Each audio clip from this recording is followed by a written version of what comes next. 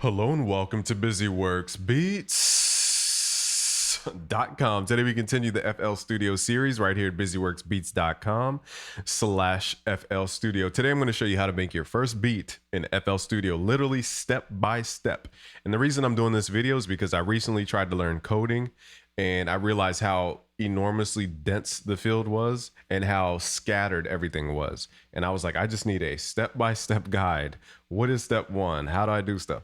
So that's why I'm making this video for you and revisiting the basics. So if you don't know me, I'm Game from BusyWorksBeats.com. We've trained over 700,000 producers around the world. Some have gone to work with Drake, Young Thug, Post Malone, Ariana Grande, NBA Youngboy, YG, French Montana, Ray Shrimmer. The list goes on and on and on. A lot of Billboard artists. So shout out to the students who apply this stuff. So I'll show you a technique today on how to make beats from scratch. Your first beat. We're going to go hip hop for this genre style. But keep in mind that the type of beats you're trying to make require a lot of outside stuff. So I just want you to always remember you can do stuff with stock plugins. However, FL Studio is not built stock wise, like by default, it's not built for hip hop as far as their sounds that come with the DAW. I want to make that extremely clear because you're going to have to go out and seek those drum kits that sound like, you know, the Metro Boomin kits, or go seek the plugin that you may need to get a certain sound. And that's the fun of it too, discovering new plugins and new drum kits. I just want you to be really clear. Stock stuff isn't really built for hip hop, but I'll show you how to make hip hop stuff with it. Okay, so again, I'm assuming that you don't have all the plugins. And so again, I'm trying to step into your shoes. So the first step is click this button right here. This is the channel rack. This is where we load up sounds, okay, for the most part. So let's right click and let's replace this bad boy. And let's start out with like a bass type of sound. Let's go with the 3X OSC, okay? And from here, we are going to, what I like to do, and I'm just gonna give you this step by step so we don't have to waste too much time. Just go to where it says oscillator 2 and turn this little thing down on the right side. That's basically a volume knob. Okay, so if I turn these on, it just changes the tone and it doesn't sound good. Okay, we just want those off. And then we're left with just the top number 1, and it's called a sinusoid wave or a sine wave. And we're gonna pull this coarse pitch down. I'll play a tone so you can hear it go down. We're gonna pull that to 0 so that it has more bass frequency in it. Now it's boomy.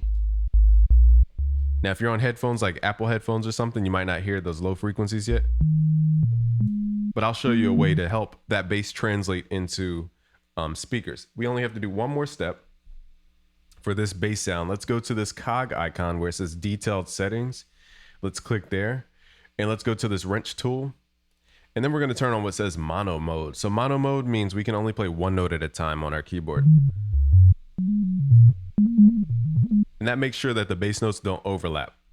Okay, so it automatically puts a good slide value. We don't have to keep messing with stuff. Now to go back to the main screen, just go to this plugin icon and now you're back at the main screen. So a good habit that you need to get in the habit of doing is hitting Control L. If you're on the Mac, it's Command L. And that will send this, if you go to the channel rack again, it will send this sound to what's called the mixer, which is this little thing right here that you see. So if I hit Control L, it will automatically send that sound to the mixer so that it's accounted for, which is really important when you're making beats. You want to know where everything's at. You don't want it to just be floating around. Okay, so that's how we do that, and it auto names it for us. Okay, so that's that, and yeah, so that's that. So let's create a bass line first because this is the energy of the beat. This is like the main thing about hip hop is the bass. Now we're not going to create 808 type bass because that's a different sample that does not come with the stock sounds. That's why I said there's a lot of sounds missing, but no worries. I'll give you access to a bunch of project files, a bunch of sounds, a bunch of all types of stuff. And all you got to do is just go to busyworksbeats.com/FL Studio. When you sign up with your email, be sure to confirm your email because then we'll send, you know, the download link. And the download link comes with, again, access to a ton of project files, a ton of sounds for hip hop and all different types of stuff in there. Royalty-free loops, there's a lot in there. Okay, so anyway, let's go to channel rack and let's right click and then go to piano roll. So here's where we map out the music of a said instrument. And by default, we're going to turn on this little icon here. It stands for the metronome. So if I hit space bar, You're going to hear it clicking away. So I highly recommend, even I do it till this day. Okay. If you have trouble with rhythms, turn your metronome on.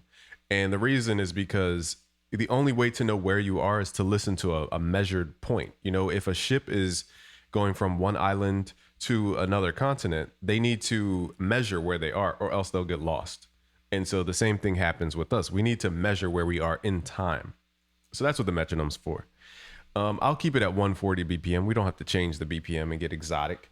But more modern hip hop is about, let's see, 120 BPM all the way up to, I've seen 200 even. So it's a wide range.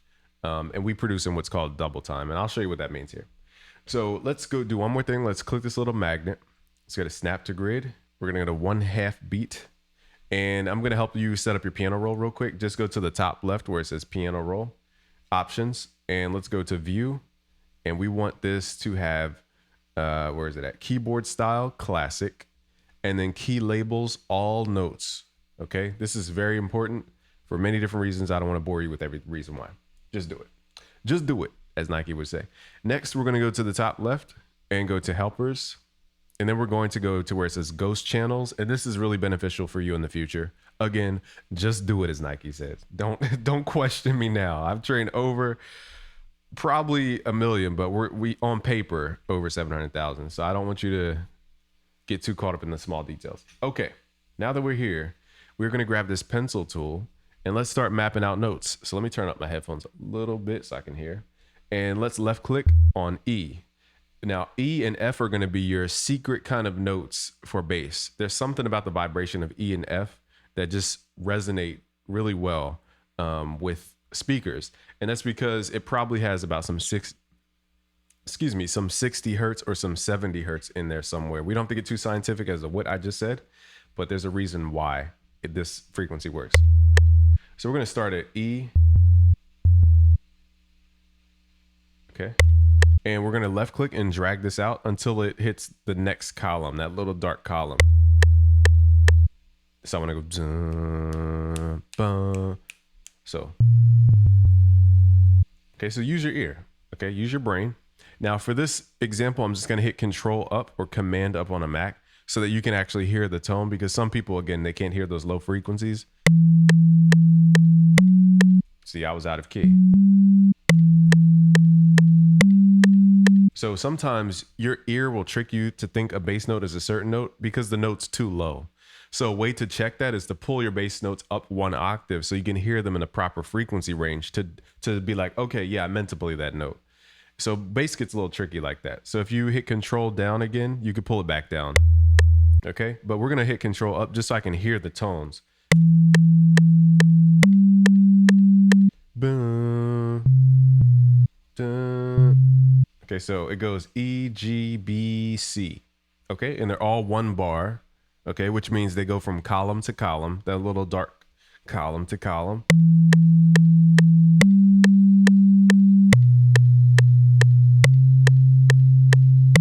Okay, and it loops back and it sounds good looped back. So now what we can do is hit Control down or Command down on Mac to pull that back into the range, the bass range.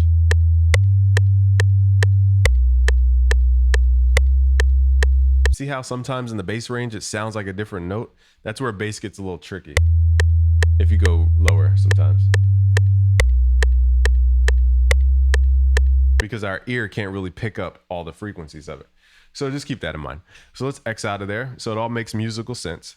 Now we're going to go to this place called the mixer. Now I'm only showing you this step so you can understand how stuff works. It's not that you have to go to the mixer every single time that you write something. This is just in case you want to edit a sound. So in this case, I want this bass to have more frequency content in it. So I want to do what's called saturation. The same way my webcam, let me show you guys a little parallel. So for example, my webcam, hopefully this metaphor makes sense. And I always forget how to get there. So let me show you. You can see my screen, right? Yes. So if I go to properties and I did the same thing, okay. If I go to filters, that's what it's called. And I go to color correction, my saturation's at 0.59. But what happens if I crank my saturation up? I look red. I look like an orange. I look like the FL logo. So that's what we're doing. We're just hyping up the colors of our sound. so that they're more colorful. You know, if I put my saturation up too high, the picture looks distorted. So we're doing the same exact thing to sound. I'm going to pull up my saturation so it adds a little more color density, but I don't want it to get distorted unless that's my intention. Okay, so that's a little metaphor, a little analogy for y'all. So we're at 10 minutes. I want to move a little bit quicker. So let's go to the mixer, which is right here. And let's go to where it says 3X OSC. Let's go to slot number 1. Now, keep in mind, FL Studio tends to name stuff differently than other DAWs. In theory, this is really called an insert, not a slot. Okay, so this insert number 1, we're going to swap that out. Now, your list of plugins is not as illustrious as mine. I have over 1,500 plugins. Don't obsess about plugins. Trust me. Just go to, let's do Fruity. I'm trying to decide between Fruity Blood Overdrive. Where are we at? Fruity Blood Overdrive. Let's go to that one. And if you don't see it from your list, you just right click instead and just type in blood and it will pop up on the screen if you can't seem to find it for whatever reason. So now we're going to go back to the mixer, click on Fruity Blood Overdrive. First step, turn down your post gain before you blow your ears off, okay? And then turn up your preamp. So see how the bass is gaining more energy?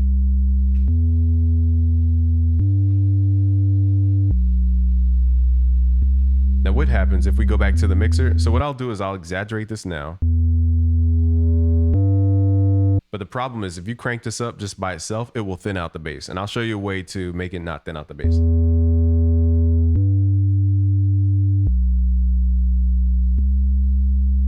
Okay, so what we're gonna do is go to where it says Fruity Blood Overdrive. This little circle next to it stands for what's called a mix level. This is how much of the effect we want on something. So I'm just gonna pull this effect down so it blends in. And I'm gonna find that sweet spot between having enough bass and then having enough saturation.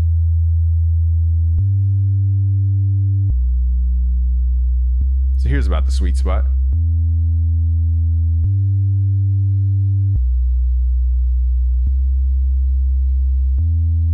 Okay, so there's other plugins we can use, but again, we're using stock plugins. Now let's go to our browser and we need to actually find, before we get to the drums, let's write the music and then we'll add the drums last. So let me show you how to map this out. What we want to do is click this icon here, stands for the playlist. Click that icon. And now you want to go to the left side where it says patterns and drag pattern 1 into your screen. And this is how we start to make the Lego blocks make sense. Let's go to song mode, which is really important for us to hear this. Let's go to snap to grid and let's go to bar mode. And this is the easiest way to measure out your song. And once you hit space bar, you can actually hear your bass. Okay, so we're just adding the Lego pieces. So my recommendation is to put this on the paintbrush tool and then add it out. I may do a series because this video says we're at 10 minutes and I may do a series in like 15-minute chunks. So I think that's what I'll do because I don't want to make this an hour long and then you get bored and then you don't learn how to make beats. So let's continue this series. This is part 1, how to make bass. In part 2, we're gonna go over how to add melody and different shortcuts you can use. In part 3, I guess we'll do drums. And in part 4, we'll do like, I don't know, we'll figure it out by that time. Thank you. If you want the access to a bunch of free project files and a bunch of free sounds and all that type of stuff, if you want to learn FL Studio for real, go to busyworksbeats.com/FL Studio and we'll help you out there. Thanks for watching. It's Game from busyworksbeats.com.